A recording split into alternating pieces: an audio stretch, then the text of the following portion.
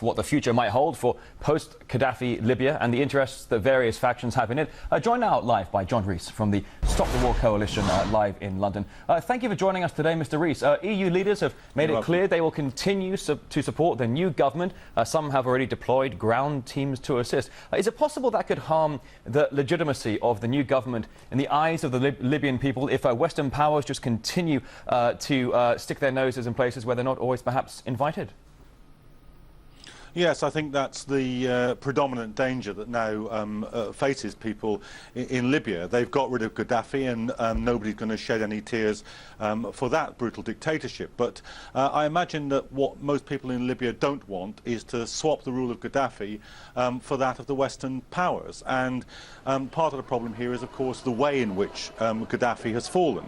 In Tunisia and in Egypt, the dictators fell as victims of a mass popular movement. Nobody could say that the Egyptian youth coalitions or the UGTT, the union in Tunisia, were in the hands of the Western powers. But that is not something that can be said on this occasion. Today has been the single biggest day of NATO air operations in the entire history of this intervention. So it's quite clear that the TNC will come to power as the proxies of the Western powers. And the Western powers don't do this without asking for a payback. And they will be asking for a payback. And you can see that immediately. Why is it that the head of the TNC is running off to Paris to meet with the French president? The head of Egypt didn't, even the military government, which is not a government which many who fought in the Egyptian revolution want to see in place, but even that government didn't run off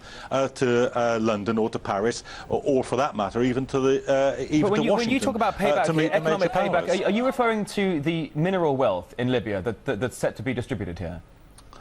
Well, of course, that is one very, very important issue. It was why the Western powers, Tony Blair and others, struck a deal with Gadaffi in the first place. It will be exactly what they're seeking to continue with the TNC, to further exploit those oil riches. But that's not the only thing, and it may not even be in the short run the most important thing. You see, the military intervention in Libya came exactly at the same time that the same people, the United States and their supporters in the Saudi regime, acted to crack down on the Bahraini revolution. These were two interventions that were designed to give the West a foothold in the fast developing process of the Arab revolutions, and they will want to use this government in a new government, if it's at all possible for them. They will want to use any new government in Libya as a bulwark against the spread of the revolution in the Arab world, because if there's one thing that's even more important to the Western powers than oil wealth in Libya,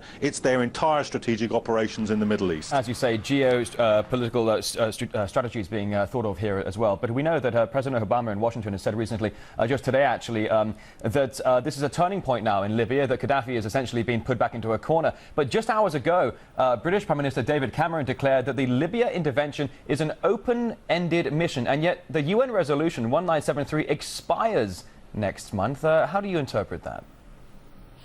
Well, if I were a Libyan and I were listening to David Cameron's speech, or if I had listened to what NATO said earlier, that they want to assist the transition, I mean, heaven knows what a military alliance supposedly assisting a transition to democracy is all about, I would take those remarks as more of a threat than a promise. That is a direct threat by David Cameron that they will use their military and economic weight to gain what they want out of any new government in Libya. All right, let's talk about this new government, as you say, the Transitional Council. What is the chance, you think, of survival for a new government comprised of various rebel factions that don't always see eye to eye? Well, I think there's very little chance of it surviving in any kind of stable form, unless it begins the business of telling the major powers where to get off.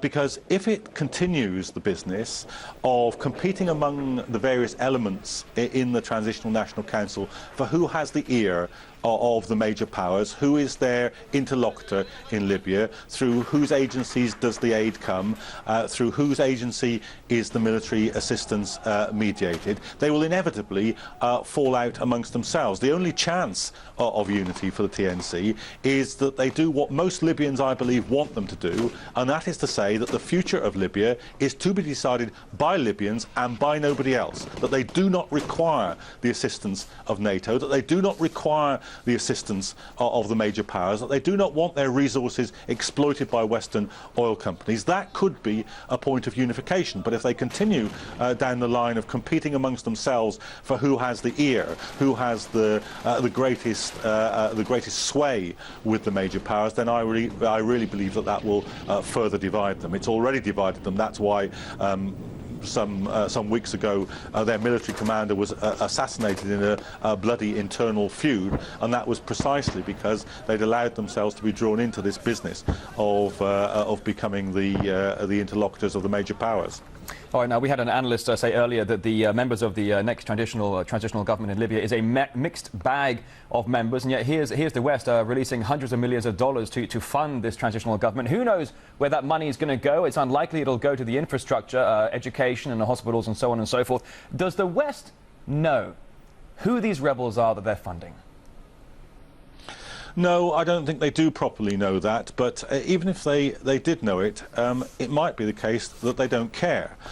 Because if we look at the money that's been funneled into the Karzai government in Afghanistan, for instance, much of that has found its way directly into the hands of mercenary groups, indeed into the hands of warlords, into the hands of drug dealers. The whole point about these kind of interventions is that there can be no stable and legitimate government other than one which has the faith of the vast majority of the people in the country concerned. And that stands in stark opposition to those governments that are created by or financed by the Western powers. You can either have legitimacy among your own people, or you can be funded by the imperial powers, but you can't do both. All right, John Rees from the Stop the War Coalition live in London. Many thanks indeed. Thank you.